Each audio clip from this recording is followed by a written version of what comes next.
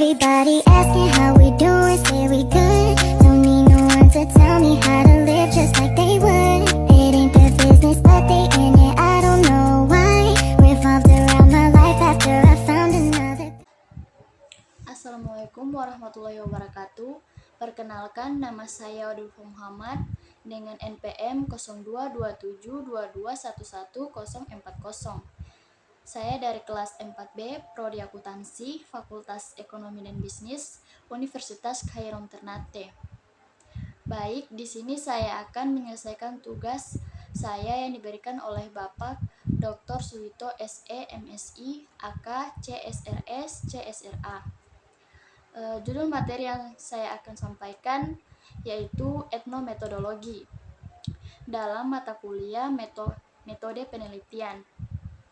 Baik, saya langsung saja. Apa itu metode etnometodologi?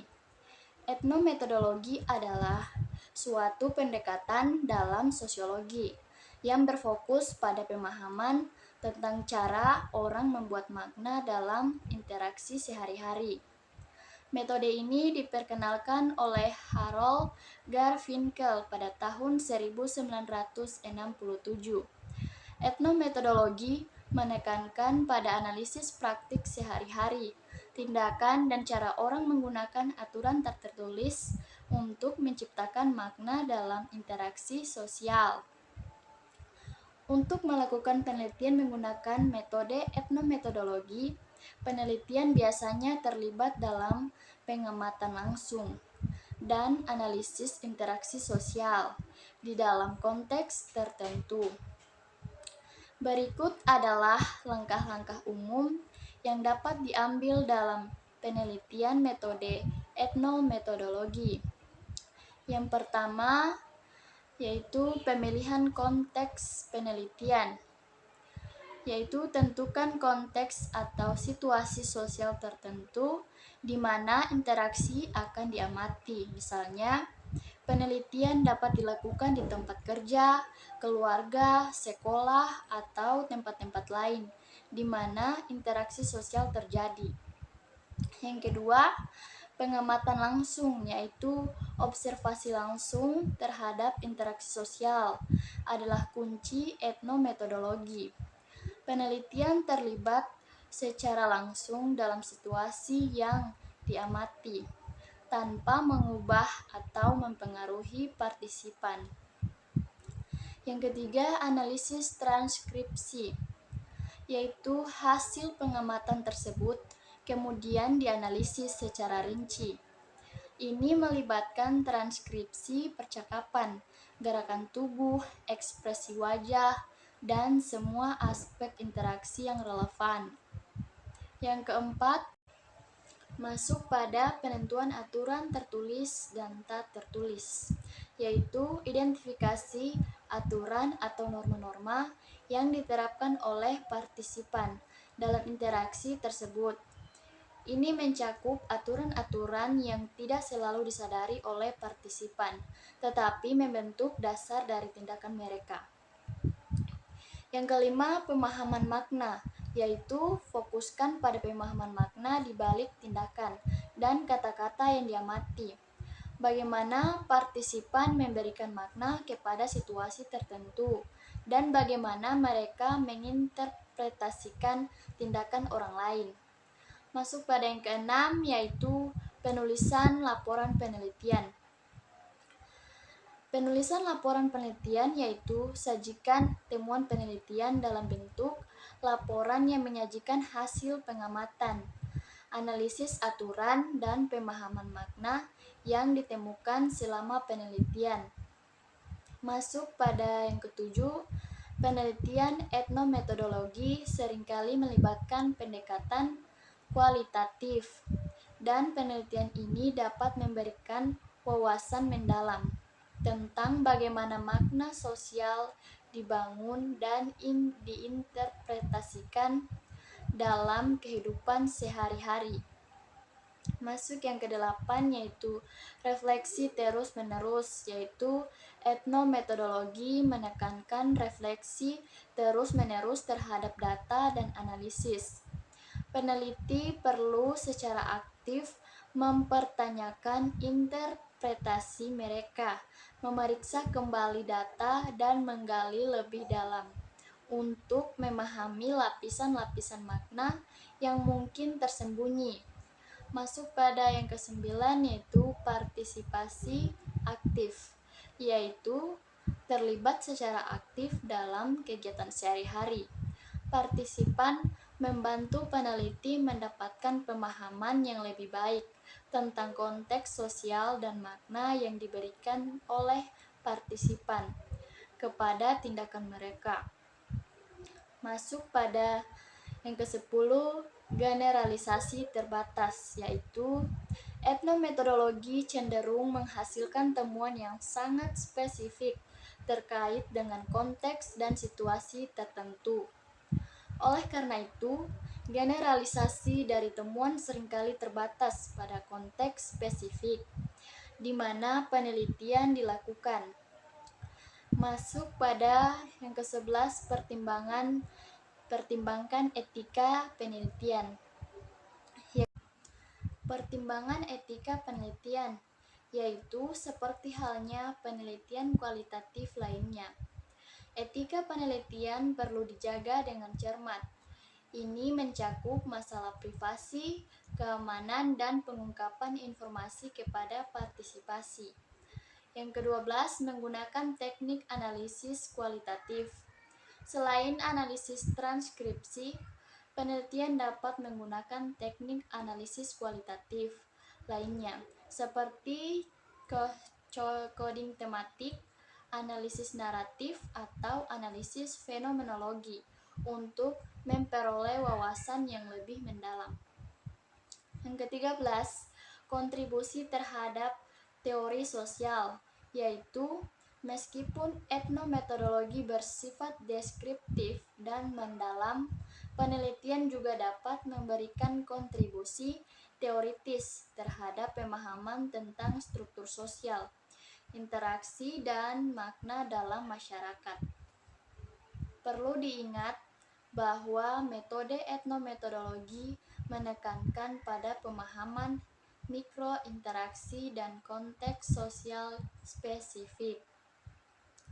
Oleh karena itu, penelitian ini seringkali menghasilkan temuan yang berharga untuk memahami dinamika sosial yang terjadi dalam kehidupan sehari-hari. Masuk pada pemahaman, tujuan, dan ruang lingkup etnometodologi. Etnometodologi memiliki tujuan, prinsip, dan ruang lingkup yang khas. Berikut adalah pemahaman tentang tujuan, prinsip, dan ruang lingkup etnometodologi. Tujuan etnometodologi, yaitu tujuan utama etnometodologi adalah memahami cara orang membuat makna dan menjalankan kehidupan sehari-hari mereka dalam interaksi sosial. Ini mencakup pemahaman tentang bagaimana aturan dan norma tak tertulis diinterpretasikan dan diaplikasikan oleh anggota masyarakat dalam situasi konkret. Selanjutnya masuk pada prinsip etnometodologi. Prinsip-prinsip inti etnometodologi melibatkan pendekatan deskriptif dan analitis terhadap tindakan sosial. Beberapa prinsip utama yaitu: yang pertama, pentingnya refleksi terus-menerus, yaitu penelitian harus terus-menerus merenungkan dan merefleksikan interpretasi mereka terhadap data, serta berusaha untuk mengungkapkan lapisan-lapisan makna yang mungkin tersembunyi. Yang kedua, menghargai pengetahuan lokal, yaitu etnometodologi menghargai pengetahuan dan makna yang dimiliki oleh anggota masyarakat dalam situasi sehari-hari mereka. Yang ketiga, analisis detail interaksi, yaitu etnometodologi menekankan pada analisis rinci terhadap detail interaksi sosial, termasuk bahasa tubuh, cara berbicara, dan tindakan konkret.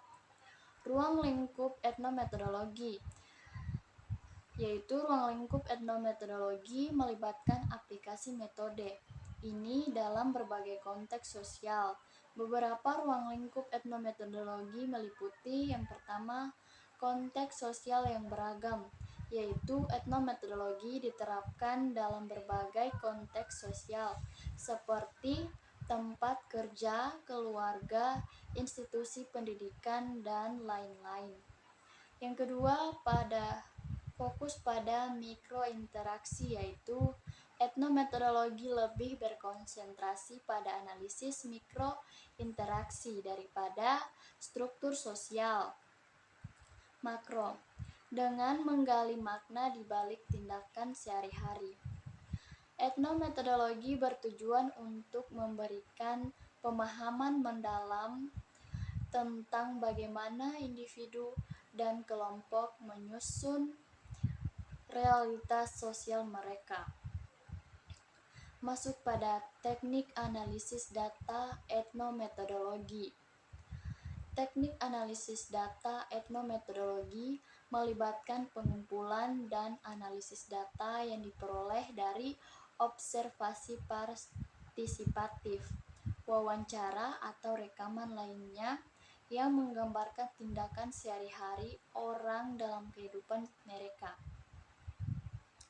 Teknik analisis data yang dapat digunakan dalam konteks etnometodologi yaitu yang pertama, transkripsi tindakan, yaitu pengumpulan data etnometodologis seringkali melibatkan transkripsi secara rinci dari rekaman percakapan atau aktivitas sehari-hari. Analisis dimulai dengan memahami bagaimana orang menggunakan bahasa dan simbol dalam konteks tertentu.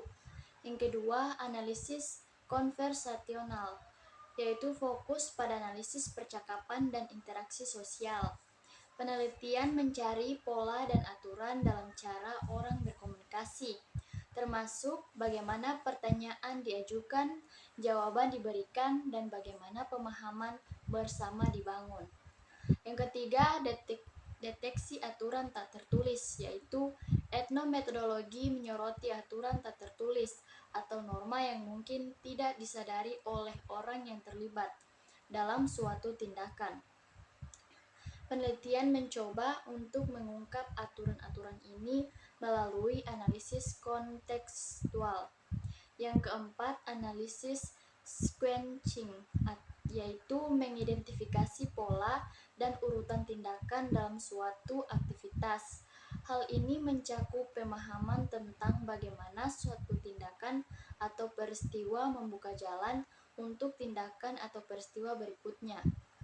Kelima, penanda dan kategori analisis, yaitu identifikasi penanda atau tanda-tanda tertentu yang digunakan oleh orang-orang untuk memberikan arti pada situasi tertentu.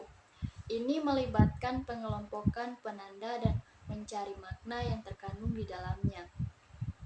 Yang keenam, analisis kontekstual, yaitu menempatkan tindakan dan interaksi dalam konteks sosial yang lebih luas. Ini melibatkan pemahaman tentang bagaimana struktur sosial dan norma mempengaruhi interpretasi dan tindakan individu. Yang ketujuh, analisis etnometodologi formal, yaitu penggunaan teknik matematika atau formal untuk menggambarkan dan menganalisis pola-pola yang ditemukan dalam data etnometodologi. Masuk pada metode pengumpulan data etnometodologi. Metode pengumpulan data etnometodologi fokus pada pengamatan langsung dan interaksi dengan partisipan dalam konteks alamiah mereka. Beberapa metode yang umum digunakan dalam pengumpulan data etnometodologi meliputi yang pertama, wawancara mendalam. Wawancara digunakan untuk mendapatkan pemahaman mendalam tentang pandangan dan makna yang diberikan oleh partisipan pada pengalaman mereka. Pertanyaan terbuka dan mendalam digunakan untuk mendorong partisipan untuk berbicara lebih banyak tentang persepsi dan interpretasi mereka. Yang kedua, analisis dokumen dan rekaman, yaitu penelitian memeriksa dokumen atau rekaman yang dapat memberikan wawasan tentang cara orang-orang membuat makna dari aktivitas sosial mereka. Ini bisa mencakup transkripsi rekaman percakapan, catatan lapangan, atau dokumen lainnya yang dihasilkan oleh partisipan. Yang ketiga, refleksi dan diskusi grup, yaitu diskusi kelompok kecil atau refleksi bersama dapat digunakan untuk mendapatkan wawasan lebih lanjut tentang bagaimana partisipan membuat makna dari pengalaman mereka. Proses ini dapat membantu dalam mendekonstruksi dan memahami konvensi sosial yang mendasari praktik sehari-hari. Yang keempat, pencatatan sekuensial, yaitu peneliti mencatat urutan kejadian dan interaksi untuk memahami struktur dan pola dalam aktivitas sehari-hari. Pencatatan sekuen ini membantu dalam mengidentifikasi aturan-aturan tak tertulis yang mungkin diikuti oleh partisipan. Yang kelima, analisis konversasi, yaitu fokus pada analisis percakapan sehari-hari untuk memahami bagaimana orang menggunakan bahasa untuk membuat makna dari menjalankan aktivitas sosial. Ya baik, mungkin itu saja yang bisa saya dapat sampaikan. Kurang dan lebihnya saya mohon maaf. Wabillahi taufiq wal hidayah. Wassalamualaikum warahmatullahi wabarakatuh. Everybody asking how we doing, say we good. Don't need no one to tell me how